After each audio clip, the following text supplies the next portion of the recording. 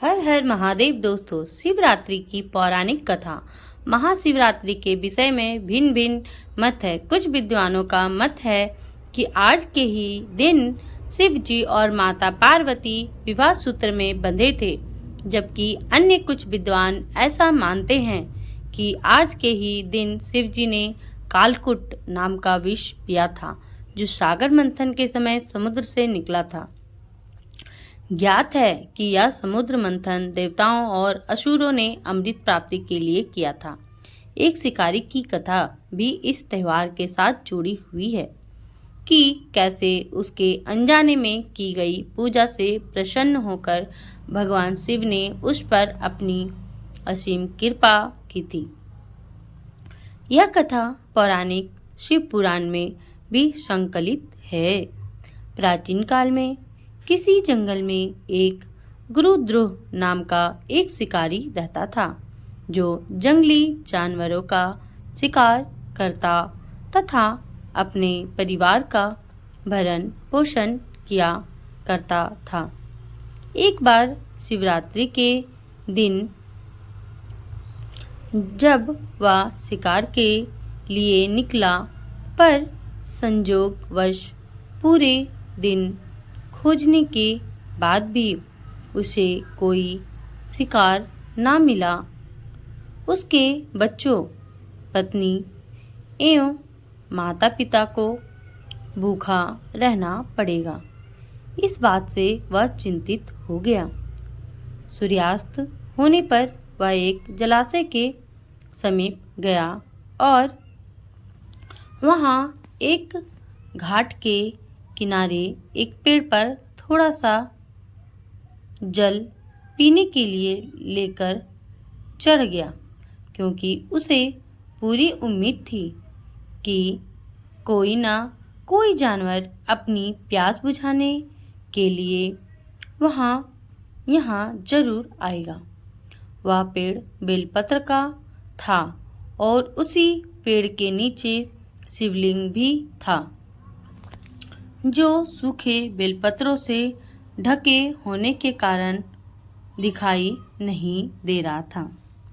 रात का पहला पहर बीतने से पहले एक हिरनी वहां पर पानी पीने के लिए आई। उसे देखते ही शिकारी ने अपने धनुष पर बाण साधा। ऐसा करने में उसके हाथ के धक्के से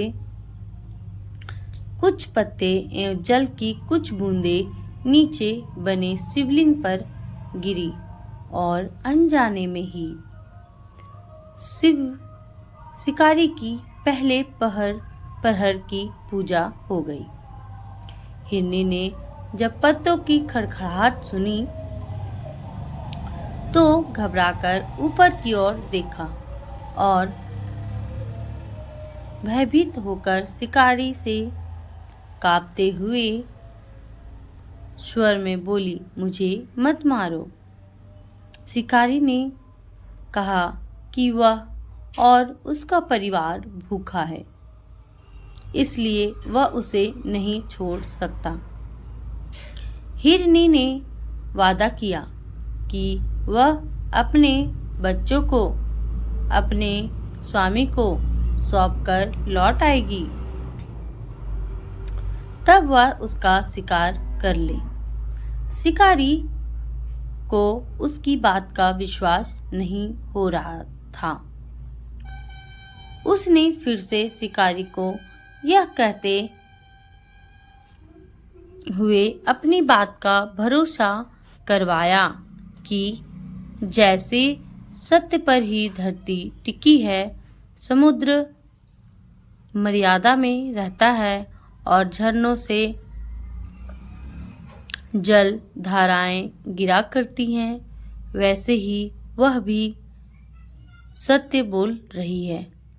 कुर्र होने के बावजूद भी शिकारी को उस पर दया आ गई और उसने जल्दी लौटना कहकर उस हिरनी को जाने दिया। थोड़ी ही देर बाद एक और हिरनी वहां पानी पीने आई। शिकारी सावधान हो गया, तीर साधने लगा और ऐसा करते हुए उसके हाथ के धक्के से फिर जल की ही फिर पहले की ही तरह थोड़ा जल और कुछ बेलपत्र नीचे शिवलिंग पर जा गिरे और अनायास ही शिकारी की दूसरे प्रहर की पूजा भी हो गई। इस हिरनी ने भी भयभीत होकर शिकारी से जीवन दान की याचना की, लेकिन उसके अस्वीकार कर देने पर हिरनी ने उसे लौट आने का वचन यह कहते हुए दिया कि उसे ज्ञात है कि जो वचन देकर पलट जाता है उसका अपने जीवन में संचित पुण्य नष्ट हो जाया करता है। उस शिकारी ने पहले की तरह इस हिरनी के वचन का भी भरोसा कर उसे जाने दिया। अब तो वह इसी चिंता से व्याकुल हो रहा था कि उन में से शायद ही कोई हिरनी लौट के आए और अब उसके परिवार का क्या होगा। इतने में ही उसने जल की ओर आते हुए एक हिरन को देखा। उसे देखकर शिकारी बड़ा प्रसन्न हुआ। अब फिर धनुष पर बाण चढ़ाने से उसकी तीसरे प्रहर की पूजा भी स्वतः ही संपन्न हो गई। लेकिन पत्तों के गिरने की आवाज से वह हिरन सावधान हो गया। उसने शिकारी को देखा और पूछा, तुम क्या करना चाहते हो? वह बोला, अपने कुटुंब को भोजन देने के लिए तुम्हारा वध करूंगा। वह मृग प्रसन्न होकर कहने लगा, मैं धन्य हूँ कि मेरा यह शरीर किसी के काम आएगा। परोपकार से मेरा जीवन सफल हो जाएगा, पर कृपया कर अभी मुझे जाने दो ताकि मैं अपने बच्चों को उनकी माता के हाथ में सौंपकर और उन सबको धीरज बंधाकर यहाँ लौट आऊं। शिकारी का हृदय उसके पाप पुंज नष्ट हो जाने से अब तक शुद्ध हो गया था, इसलिए वह विनयपूर्वक बोला, जो यहाँ आए सभी बातें बनाकर चले गए और अभी तक नहीं लौटे। यदि तुम भी झूठ बोलकर चले जाओगे तो मेरी परिजनों का क्या होगा। अब हिरन ने यह कहते हुए उसे अपने सत्य बोलने का भरोसा दिलवाया कि यदि वह लौटकर ना आए तो उसे वह पाप लगे जो उसे लगा करता है, जो सामर्थ्य रहते हुए भी दूसरों का उपकार नहीं करता। शिकारी ने उसे भी यह कहकर जाने दिया कि शीघ्र लौट आना। रात्रि का अंतिम प्रहर शुरू होते ही उस शिकारी के हर्ष की सीमा न थी, क्योंकि उसने उन सब हिरनियों को अपने बच्चों सहित एक साथ आते देख लिया था। उन्हें देखते ही उसने अपने धनुष पर बाण रखा और पहले की ही तरह उसकी चौथे प्रहर की भी शिव पूजा संपन्न हो गई।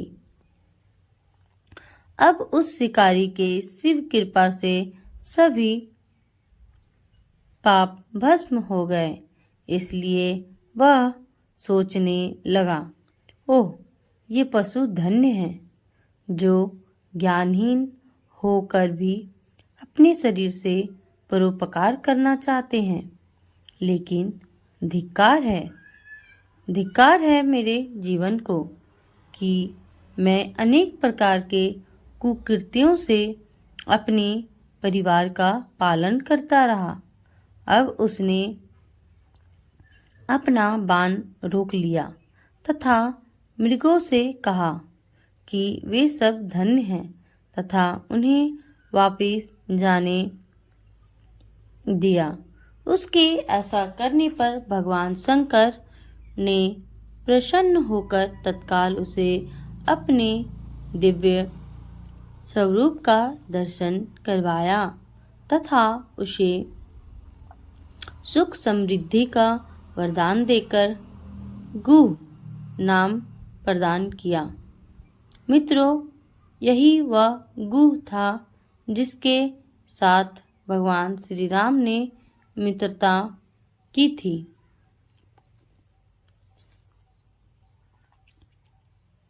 शिव जी जटाओं में गंगा जी को धारण करने वाले, सिर पर चंद्रमा को सजाने वाले, मस्तक पर त्रिपुंड तथा तीसरे नेत्र वाले, कंठ में कालपाश, नागराज तथा रुद्र छमाला से सुशोभित, हाथ में डमरू और त्रिशूल है, जिनके और भक्तगण बड़ी श्रद्धा से जिन्हें शिव शंकर, भोलेनाथ, महादेव, भगवान आशुतोष, उमापति, गौरी शंकर, सोमेश्वर, महाकाल, ओंकारेश्वर, वैद्यनाथ, नीलकंठ, त्रिपुरारी, सदाशिव तथा अन्य सहस्त्रों नामों से संबोधित कर उनकी पूजा अर्चना किया करते हैं।